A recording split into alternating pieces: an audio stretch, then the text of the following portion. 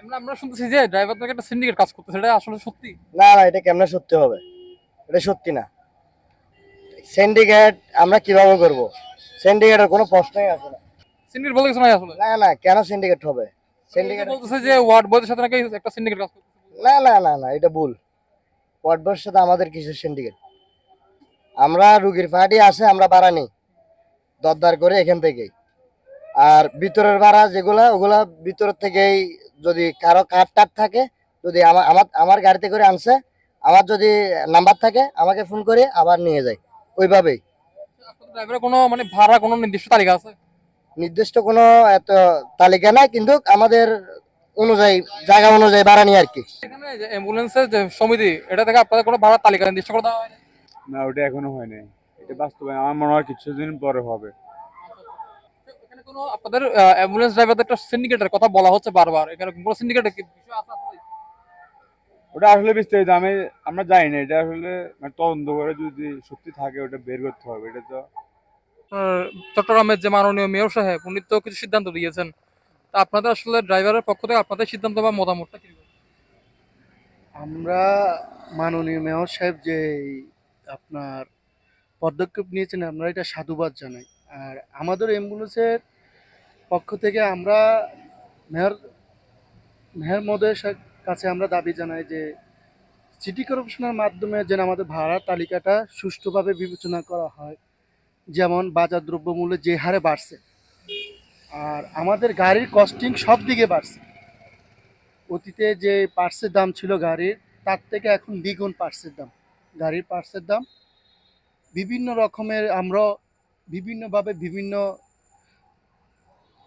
দ্রব্যমূল্য বাড়তি দিয়ে আমাদের কিনতে হয়। আমাদের কস্টিং খরচ বেশি, দৈনন্দিন চাহিদা খরচও বেশি।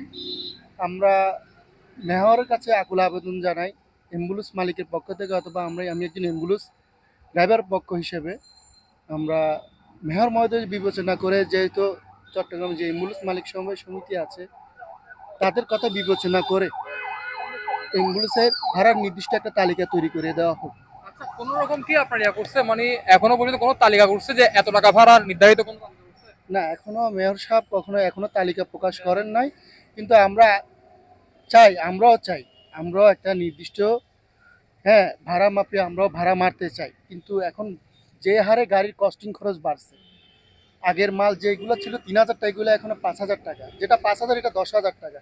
আমরাও মোটর পার্টসের সাথে আমরা জিম, সব দিকে জিনিসের দাম বাড়ছে। এই জন্য আমরা খরচ অনুযায়ী আমাদের কিছু টাকা খরচ বাড়তি, আমাদের খরচ হয় বাড়তি, আমরা গ্রাহকের থেকেও বাড়তি খরচ আমাদের আমরা নিতে একটা হয়। সিন্ডিকেটের কথা শুনতেছি বারবার, এখানে কোনো সিন্ডিকেট কাজ করতেছে কেন?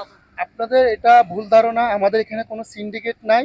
আমরা সবাই একই সাথে একটা এখানে আছি। আমরা সবাই এখানে যে সিন্ডিকেট বলতে সিন্ডিকেট শব্দ না, আমরা আমাদের মধ্যে সমন্বয় করে, আমরা যেহেতু এখানে কোনো গণ্ডগোল না, আমরা সবাই একটা নির্দিষ্ট গ্রাহকের চিন্তা করে কম খরচে আমরা কিভাবে সেবা দিতে পারি, কোনো উচ্ছৃঙ্খল যাতে না হয়।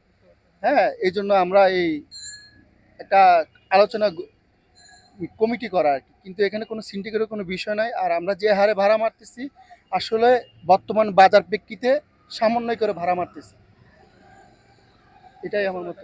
আমি এগুলা আমাদের যদি ইঞ্জিল পাস কোনো মাল আমরা কিনতে চাই, তা যেটা 3,000 টাকা, এটা আপনার 5,000 টাকা, 5,000 টাকার মাল 10,000 টাকা, এ হারে ডবল খরচ।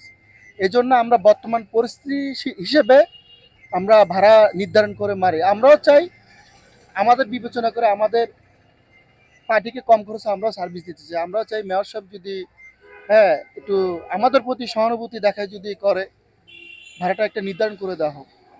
আমরা চাই গ্রাহকের সাথে আর আমাদের সাথে কিন্তু একটা যে ভুল বুঝাবুঝি, এটা অবসান ঘটানো হোক। এখানে আপনাদের সবার একটা মানে ইয়ে আছে না, গ্রুপ আছে না?